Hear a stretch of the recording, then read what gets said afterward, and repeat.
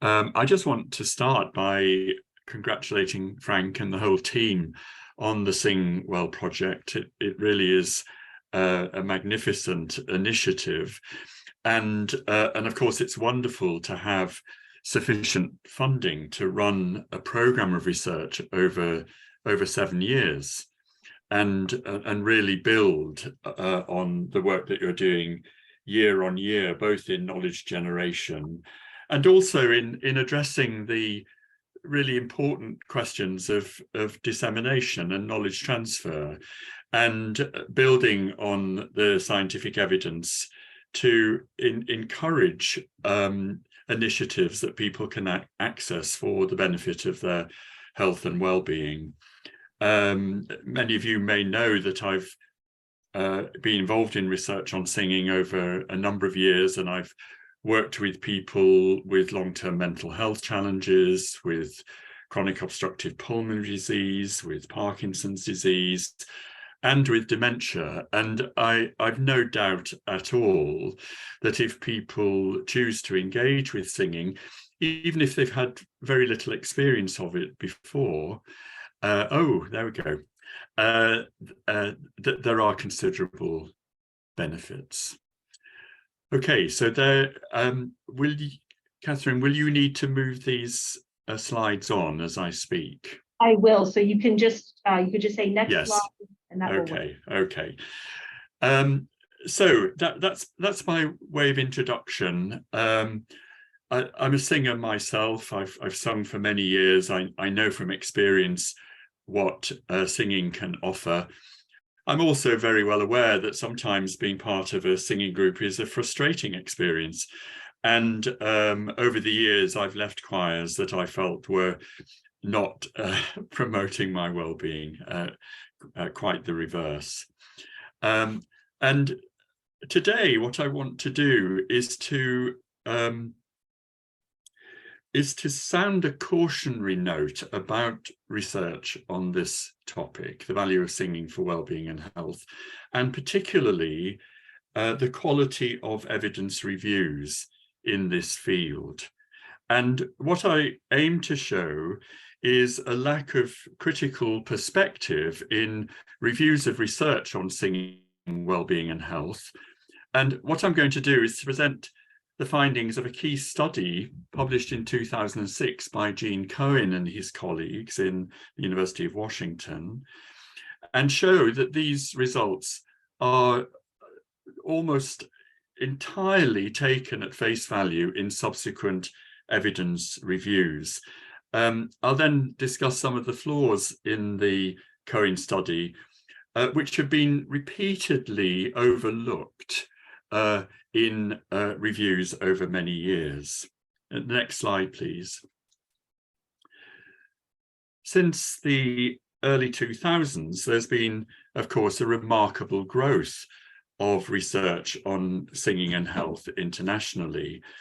When I first started researching in this field in the late 1990s, there was virtually no research. But this slide shows a range of systematic reviews that have been published recently, which is a clear marker of the growth of work in this area and its increased sophistication. So here we have reviews that are concerned with singing for people with Parkinson's, with dementia, with mental health challenges, with lung disease, chronic pain, and also a review focused on the well-being of children and young people. And it's very surprising that so little research has been conducted on singing with children and young people with a focus on well-being and health. The next slide, please. However, I have expressed concerns over the last few years about the quality of evidence reviews in the general field of arts and health. Here are two very significant reports published firstly by the World Health Organization in 2019, and then a report commissioned by the UK Department of Digital Culture, Media and Sport. And together with my colleagues Stephen Pritchard and Kate Phillips, we have critiqued these two reports and demonstrated a lack of critical scrutiny in the studies that are reviewed. Next slide, please. More recently, could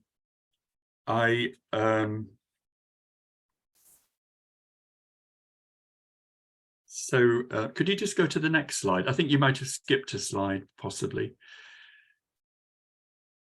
Yes, so more recently, I've had the considerable honour and pleasure of working with a team of researchers at the University of Strasbourg, continuing along this line of arguing for the need for robust critique of research in the field of arts and health. And here are two papers that have recently been published. A third paper, I hope, will appear shortly. What we've done in each of these papers is to take a target primary research trial. In these particular cases, we've been looking at visual art therapy, music therapy, and dance therapy for children and young people. And then we've looked at how these studies have been treated in subsequent evidence reviews, including systematic reviews and meta-analyses. And what we've been able to show in each case is that subsequent evidence reviews have been entirely uncritical of the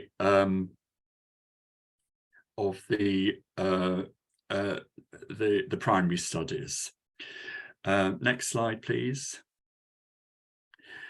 So in this presentation, what I want to do is to follow this method of examining research by Cohen on singing and health, and then looking at the way it's presented in 10 creative arts reviews published between 2010 and 2022.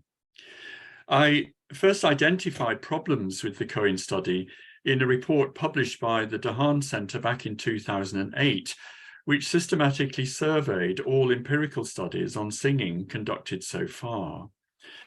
During 2007, I attended a training course on systematic reviewing at the University of London Institute of Education.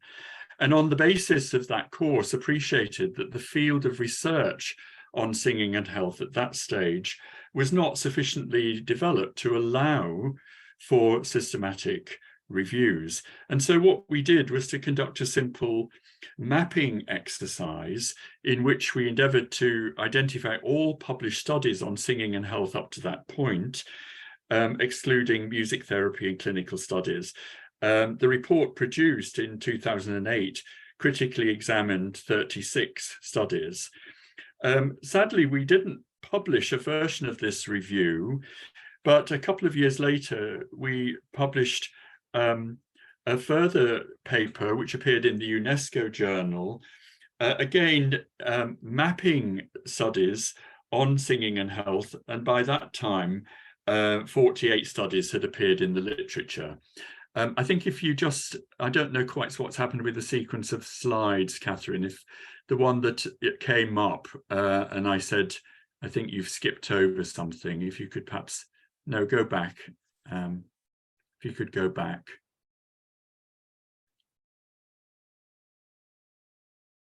Go back. That's it, sorry. So, sorry, the slides somehow seem to be out of synchrony. Here is the 2008 report, which is readily available if anybody wanted to look at it. And on the right is the 2010 UNESCO journal report. This actually arose out of attending the first AIRS conference meeting at the University of Prince Edward Island. I think that was in 2009. And I had the pleasure of meeting Jennifer Nicol, a music therapy at Saskatchewan University. And we decided that we would update the systematic mapping that had been published in 2008. Okay, if we could go on then. And again, so here we are.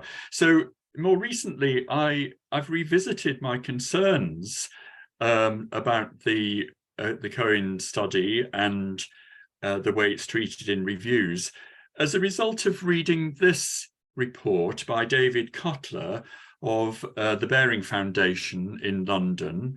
It's a very fine, very interesting report in which David describes creative arts programs for older people in countries around the world. And he refers to 10 years of academic evidence on the value of creative engagement for older people, and then says, and this is a quote here on the slide, indeed, the landmark study in this field comes from the USA, published in the Gerontologist. And this is the study I'm going to be focusing on.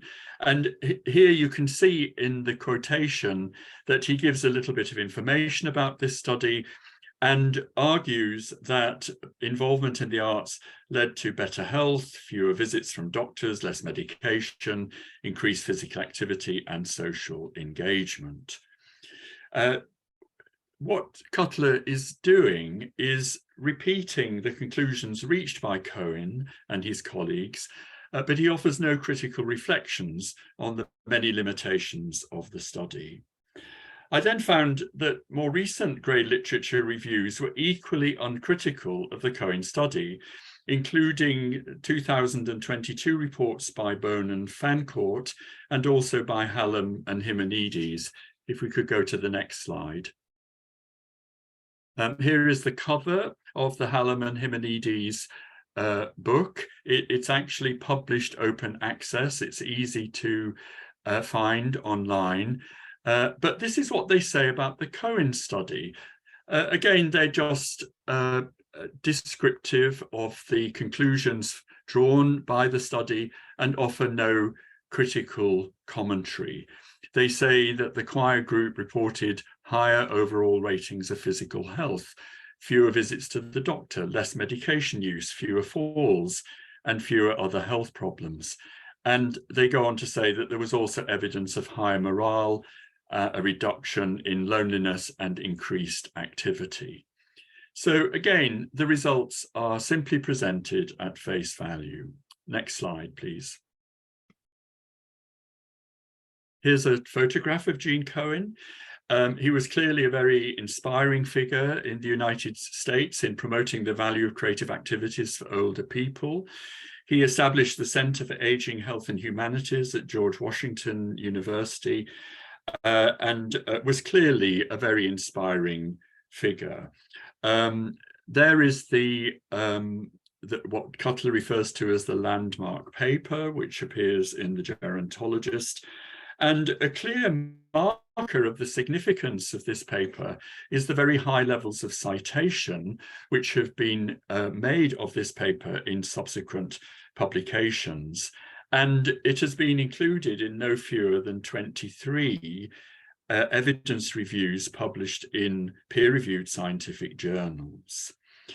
What Cohen and colleagues did was to establish a community singing project for healthy older people, aged 65 and older, and this met weekly for a period of 2 years. A separate group was also recruited to provide a comparison, and they were offered no new activity. It's important to recognize that this study is not a randomized control trial. Next slide, please. So here is the central table of results from this study. Obviously, this is quite difficult to take in all of these details, but on the left side of the slide, I've simply listed what they present as significant results. This is differences in favor of the singing group when compared with the no additional activity comparison group. And so out of, I think there were 10 measures taken, significant differences in favor of the singing group were found on 9 of these measures.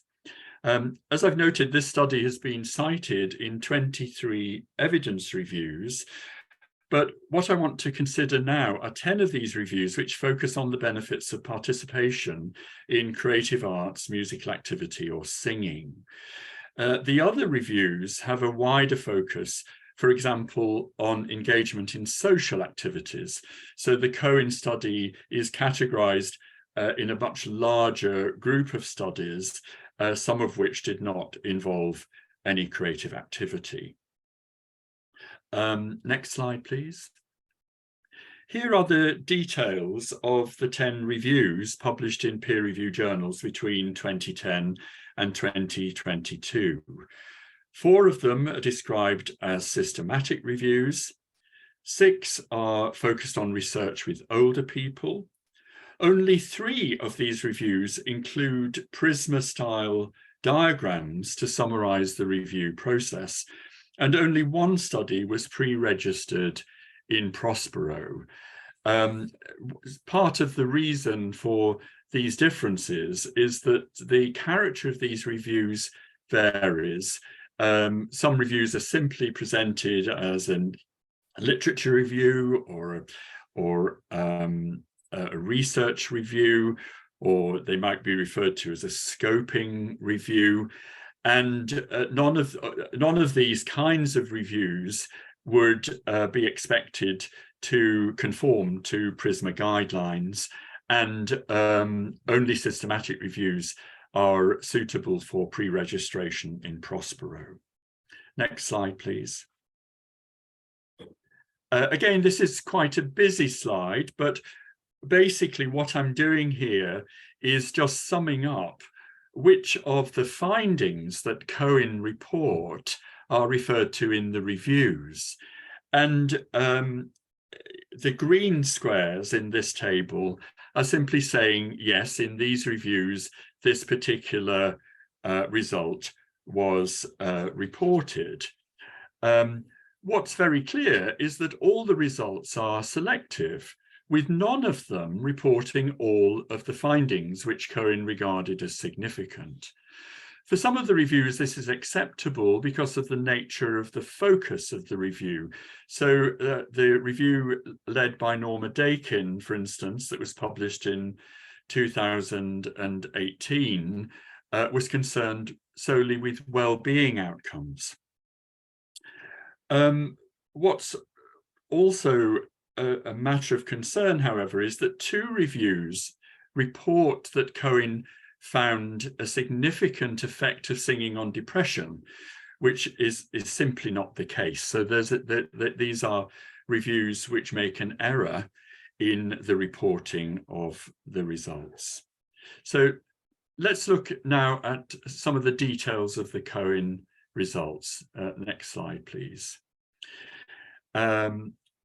And some of the problems. There are many problems with the Cohen study, but I just want to highlight 4 of them. Firstly, as I mentioned before, this study is not a randomized control trial. And when you read the paper, one of the things that really stands out is that in the process of recruitment, participants were told very clearly what the purpose of the study was. And I think as a result, the demand characteristics of this study are probably exceptionally high. And that means that there would have been expectations generated, particularly in the singing group, that what they were doing was going to be beneficial for them. So the quotation here says, the study's purpose was to explore the impact of this activity on general health and mental health, as well as involvement in overall individual and group activities of older adults living in the community. Now, actually, the issue of demand characteristics and expectation effects and all forms of other kinds of bias is a perennial problem for all arts and health research, because it's simply impossible for people to be blind to what they're doing. And so people are bound to enter into studies with expectations about what it's going to involve and what impact it might have on them. A second problem with the study is that no account is taken of attrition, which occurred in both the singing and the comparison group. If you look at the paper, you'll see that they report baseline data for the sample at the start of the study, but then people dropped out in both the singing group and the comparison group, and no information is given of the characteristics of the reduced sample following attrition. Thirdly, the statistical treatment of results in this study is highly flawed. Parametric tests are generally used when non-parametric tests would have been more appropriate. It's also clear, if you read the paper very carefully, that one-tailed significance tests were applied when two-tailed tests should have been used. And also, they're very liberal in adopting a 10% probability value for significance. And given the exploratory nature of this study and problems with the nature of control and the size of the study and so on, they really ought to have been much more cautious in the way in which they analyze the data. And finally, and this is the most important point, the fourth point, there are problems with the size and meaning of changes reported on the measures used. So let me just give some more detail on these points. If you go to the next slide, please. So, sorry, if you just go back.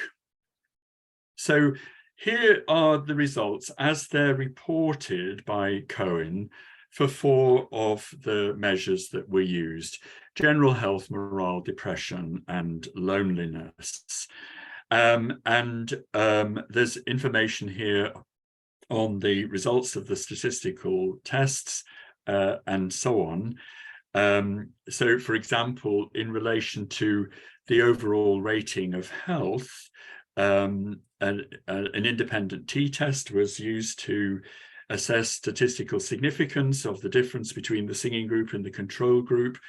And the claim is that this was significant at the 1% level. As I've said, they really should have been much more cautious about this. What we're dealing with is ordinal data, and they've applied a one-tailed test, and they should have used appropriate statistics for ordinal data and been less liberal in their significance values. But another feature of the way the results are reported is that the results are given to 2 decimal places. Now, this is really quite inappropriate and misleading given the level of measurement. It's quite impossible to say what a value to a second decimal place means with these kinds of measures. So if we go to the next slide, here I've simplified the results by expressing the findings to the nearest whole number. And now we're just ignoring the statistics. And when we do this, the question of what these numbers mean and what the differences mean comes into much clearer focus. So again, if we take the general health measure, Cohen and his colleagues simply asked participants to rate their health on a scale from 0 to 10, with higher scores indicating better perceived health. Now, for everybody listening, if you just think for yourself now, how would I rate my health on a scale from 0 to 10? What figure pops into your mind? Well, for me personally, I certainly wouldn't say 10. I probably wouldn't say 9 for various reasons to do with my current state of health. I might think 8. I might think 7. I might say to myself, certainly it's more than 5. This is the way people would respond to a question of this kind.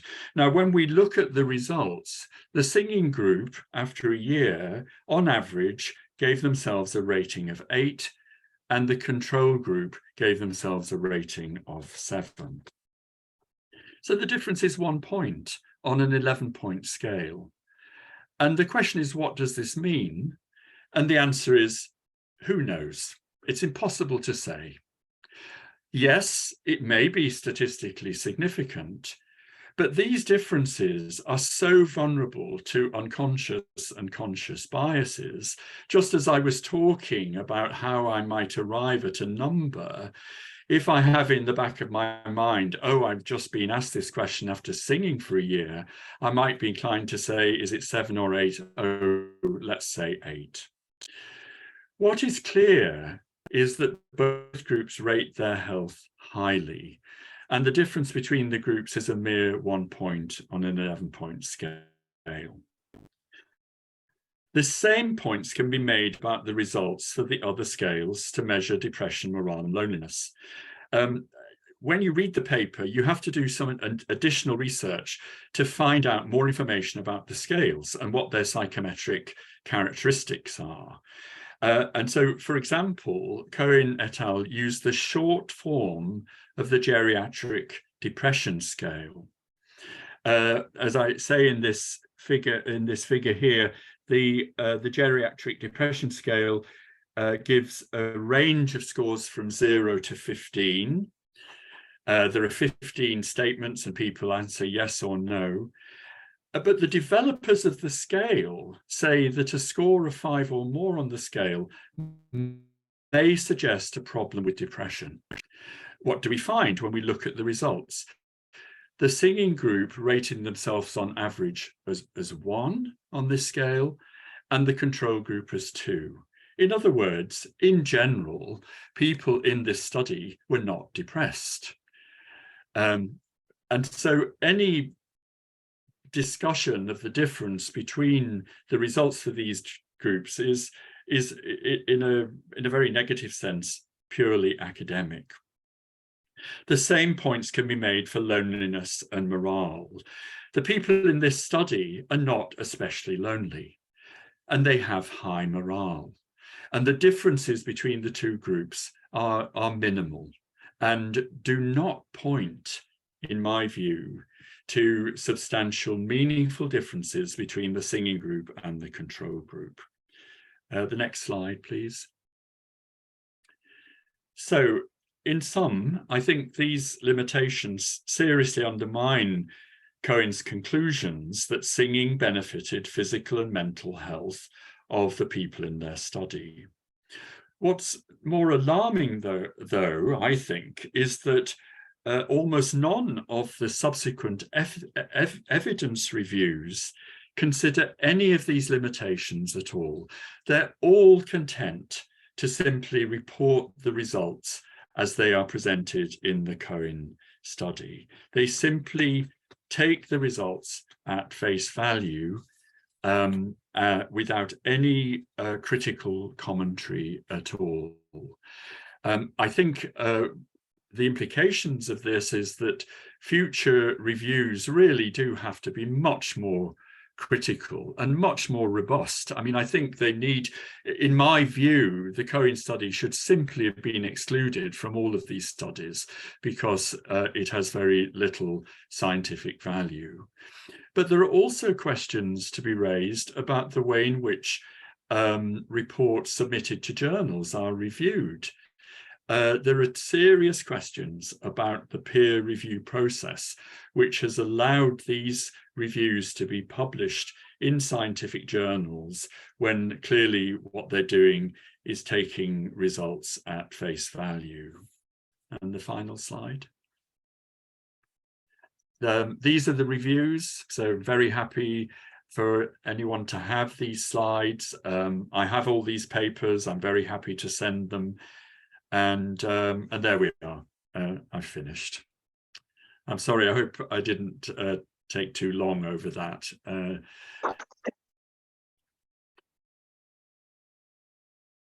Thank you so much, Stephen. To your credit, I didn't feel defensive for a moment. And I think that in large part, that's because I know you've been in the trenches doing this kind of work and you appreciate the challenges. But you also acknowledge the shortcomings and limitations. So it's really good food for thought. Questions or reactions from the room first? Oh, I see my friend Gunther is here. Hello, Gunther. I'm sure Gunter's got something to say. So since you've called on Gunter, what are your thoughts? It must be very late. It's a good thing you're a night owl. Oh, now the mic's on. Hi, everyone. Sorry for Hello. coming late. And thanks, Stephen, for an excellent talk. We do talk too little about the problems in the field. And your initiatives are one of the few ones that really want to point out the problems that we all, in one way or another, more readily avoid than straight towards them and face them and confront us with the problems, because it might lead us to confront us with our own work at the end of the day. Yes. And that's painful. And I think to tolerate this pain is difficult. And maybe that's one reason why there is so I sense a lot of reluctance to acknowledge and embrace the positive side of the criticism, because I think at the end of the day, we want to deliver tangible and messages that really give an honest and realistic picture of what to expect from interventions and what not to expect. I'm less worried about the biases. I wonder whether if you want to recruit some people and enthuse them about something, but sooner or later they forget why they are there. So they're just there, and they don't have it so deep in their minds. Oh, it must do me good. I mean, if they don't feel like they want to stay, they just stay away, Yes. and they don't care whatever promises there are. So Yes. I'm not sure, but maybe the point is that we should ask more often, do you still remember why you're here?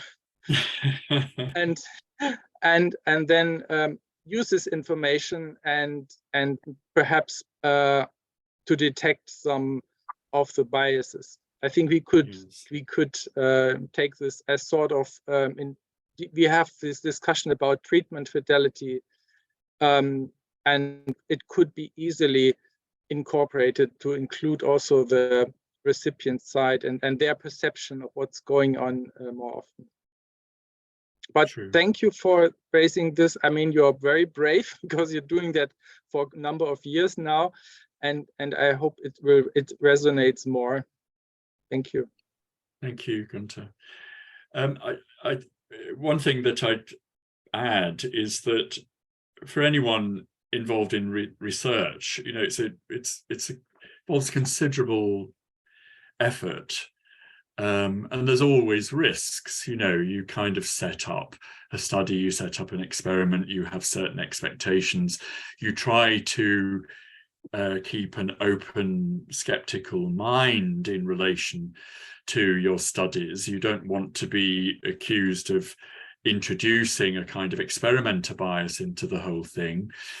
And then when you get your results, you want to tell a good story, and you want to be positive about the results. And I've actually been in the position where at least 2 studies that I've conducted, I've not published because I just felt that there were problems with it and that the results were not in line with what ideally I might have hoped to see. I think that's unfortunate in a way. I wish now that I'd been a little braver in saying, you know, we worked with these people with COPD and we thought it would improve their breathing, but actually we didn't find any evidence of that.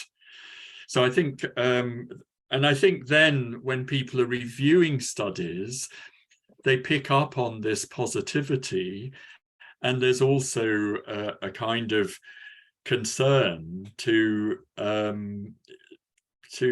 again tell a good story that, you know, the arts and music and dance, they're all good things, and people engage with them, they benefit from them, and that's the message that people want to put out.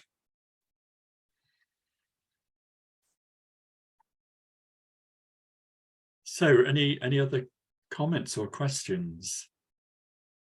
Megan Gila has her name up, her hand up, and Elizabeth in the room. Maybe we can start with you, Elizabeth. Thank you. Can you hear me? Is there Yes. Oh, Yeah, right here. right there. Hi. Hi. Thank you for your presentation and your very careful analysis of the results. One of the things that I think we have to bear in mind is history. So those of us who have been doing research for a while maybe undertook things like intervention studies, not in the not knowing about clinical trials even, or not knowing about a PRISMA guideline, which, you know, if a study was published, not to excuse some of the failures, we can call them, of the Cohen study, but bearing in mind the research climate and the knowledge really at the time that would have been the environment that a study like this was conducted in. So I don't know if you agree with that. That's the first thing. Second thing is, so what do we think we do now going forward? What are the best recommendations that we can make for these sorts of clinical trials where, for instance, you very correctly said it's very hard for people to be blind, you know, to what group they're in. How do we get around that in our design and in our analyses? I don't know. I assume that some of the scoring and the coding was not done blindly, as an example, in this study. And maybe some of the measures didn't lend themselves to blind assessment. That might be one suggestion, I don't know. But it leads me to wonder what you think the recommendation should be now going forward. Yes, thank you very much. Of course, you're quite right. I mean, standards for the conduct of research have changed over time, and actually over a relatively short time. And expectations in relation to publication have changed as well. A few years ago, I was a contributing author on a systematic review which had not been pre-registered in Prospero, and we submitted it to what we felt was the most appropriate journal, and the journal would not consider it because it was not pre-registered. And that's a very good illustration of how standards have shifted, and today the expectation is that reviews, if they're conducted, will conform to the kinds of standards that are laid out by the PRISMA diagram. The same is true with randomized control trials. It's quite impossible now to publish the results of a randomized control trial unless it's gone through ethics, it's on a clinical trial register, and also it's conducted in line with the consort statement. And so on. So, and why has this happened? Well, clearly it's happened because a great deal of very poor research has been done and has found its way into the literature. And I think that in a sense, going forward, one might say, if you're going to review evidence on something like singing and health or any other kind of potential intervention to improve health, you should only be looking at trials which have been properly conducted and have followed the consort statement and so on and so forth, and just ignore everything else.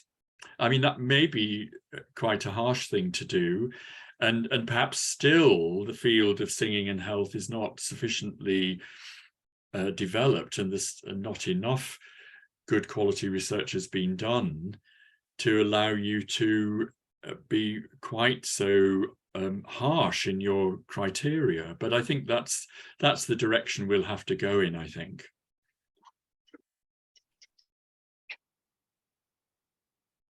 Someone else has got their hand up. Yes. Hi. Hi. Yeah, hi, Stephen. My name's Megan Heel. I'm the Executive Director of Choral Canada. We met at Podium, the National Choral Conference in Newfoundland when you were there. Yes, so great to see you again. My question is a little bit like Elizabeth's in that, so you've noted some items of criteria that people could look at for, research that you think they should be citing. Would you be willing to give some examples of some research that you have perhaps critically reviewed or come across where you're like, this is a great model? And I recognize a lot of these, it depends, like randomized trials. There's all sorts of different type, apples, oranges, bananas here. But have there been some research in singing health where you thought, wow, this is where I think people should be looking. This is a great model, or these are particular researchers that are, doing consort and all of the other elements you mentioned. Well, that's a very appropriate question. I think the first thing I think I would say is that we can gain a great deal from qualitative studies, which depend entirely on asking people to talk about their experience and monitoring that experience over time. So even before we think about what it is or is not possible to measure, let's recognize that qualitative studies are really very important. And also, people might get involved in singing for many different reasons. Their motivations may vary, and you may well be very surprised by what people have to say. I think a second point I'd make is that I think research in this field needs increasingly to be theory-driven and grounded in a sense of what the key mechanisms are that might generate benefits for well-being and health. In my own work, I felt that working with people with respiratory illness is very important and very telling in this respect, because of course the voice and the spoken voice and the singing voice is powered by the lungs. And when people sing, and particularly when they're in a sense trained to sing or guided in their singing, they're encouraged to breathe in a particular kind of way, and actually are encouraged to be more conscious of their breathing, to be more mindful of their breathing. And so I think studies which address that and look at that carefully are going to give us really quite important insights, particularly because we can use objective measures which may be less vulnerable to expectation effects. And in this field, in terms of I would say an excellent study that's published recently, I'd refer to the work of Mette Karsgaard in Denmark, and the large study that she conducted with groups of people with problems with respiratory illness. So yes, I think, I don't know if I answered your question, Sasha, but hopefully that helps. Yes, Stephen. Sorry, Megan. Sorry. That's okay. Yeah, no, my question was, all your points were great, and it was your last point of an example of a great study you've seen, and the one that you just mentioned. So thank you. Yes. Yeah. And if you have trouble finding it, I'm very happy to be in touch with you, and I can put you in touch with Mette. Sasha, I think Sasha wanted to ask a question. I know we're quite short of time, but thank you. That was really fascinating, particularly for me, because I'm in the middle of creating a research design that takes account of my own bias and the fact that I'm interviewing people that I work with. And this is in an intergenerational choir for people who are living with dementia and their care partners and high school students. And one of the things that I've noticed when I've been looking at existing literature is that, sort of to your point, which is why I wondered your thoughts on it, that there's very little attention, at least in what's published, to how or why they are stating these results. Like, so it says people feel less depressed, or there's a better sense of well-being, very general, without saying anything about the circumstances that they think led to it. Right. So I just sort of wondered your thoughts on it. Thank you. And thank you again for a fascinating. Well, I think this is why it's very important to be asking people to give an account of their experience and what they feel has changed for them, and what has helped to facilitate that change. And I think you're quite right to say that, you know, there are so many measures of well-being and health, whether it's mental well-being or physical health, which are very abstract. I mean, I sometimes find them very strange. You know, the questions that are being asked are very strange because they don't give you any information about people's current circumstances and the challenges that they're experiencing in their lives. And the only way you can do that is to ask people if they're willing to give an account. And people can be worried about any number of things. They can be depressed about any number of things. I was very struck in the very first study I did. Actually, Gunther was one of the collaborators with this. We gathered information from singers in choirs in England, Australia, and Germany. And we had some feedback from one singer who was part of a choral society in Canterbury in southeast of England, which had a very high opinion of itself. And it was an audition choir, and it was a high performing choir.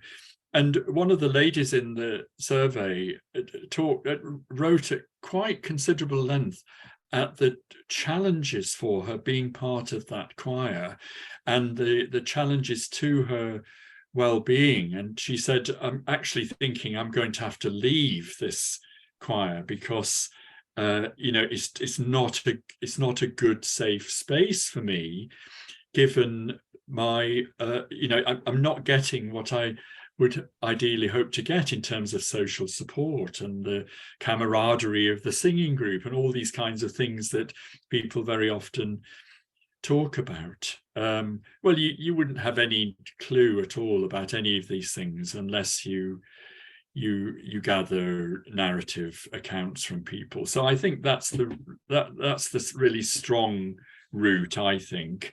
And if you're going to be quantitative, go for measures which have some objectivity about them, if it's at all possible. I think we're really out of time now, Frank, so perhaps we should wrap up.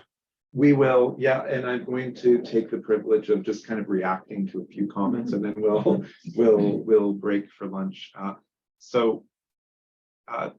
Again, I'll echo thank you for bringing all these ideas to the fore. It's a reminder that many of us in the room that are coming from the perspective of music science, music practitioners, we are all really biased. You know, we have a dog in this fight, so to speak, and we have to remember that and be very mindful of that as we're planning our studies, looking at our data, interpreting our results. And I think we're all kind of tuning into that, and this is an opportunity for us to tune into that point even more. Yeah, thank you. One solution that we have for the demand characteristics, I think there is no one solution. You have to consider what is the ideal control for any given study. But one thing that has worked for us, I think, in dealing with the demand characteristics as far as social outcomes is concerned, not vocal outcomes, is the idea of having a control group that's working in some aspect of the arts. So they're working on visual art. That's something that we've done. It could be dance. You know, you could have a study where everyone is attracted to the study under the auspice of the arts are good for you. And you will be randomly assigned to some arts intervention. You will be singing, you will be creating visual art, you will be dancing. That's one approach. It's not appropriate in all cases. I echo your view about incorporating objective measures. So when it comes to vocal outcomes, I think looking at things like jitter and shimmer, it's hard to imagine, although it's possible, it's hard to imagine how those improvements could have stemmed from motivation. They might, yeah. Right? But I think it's a great point. And we've become fond in SingWell of looking at hormones and looking at changes in cortisol and despite all of the challenges, oxytocin. I could continue, but maybe I'll wrap up in saying that there's a role for editors here and reviewers in nurturing authors to tell a transparent story, to not bury results that are not flattering to the grand theme, if you will. I think all of us could do more of that in lifting up our field, in encouraging authors to be more transparent, to downplay the importance of findings that appear to be marginal or don't have proper controls. That's it. Thank you again. I think we're going to break for lunch. Thank you for allowing me to take up all that air and take up the last question. Thank you very much. Thank you. Have a great weekend. Thank you for joining us, Stephen. Thank you.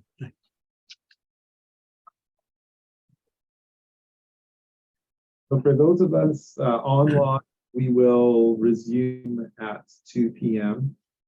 Hope to see you back here then.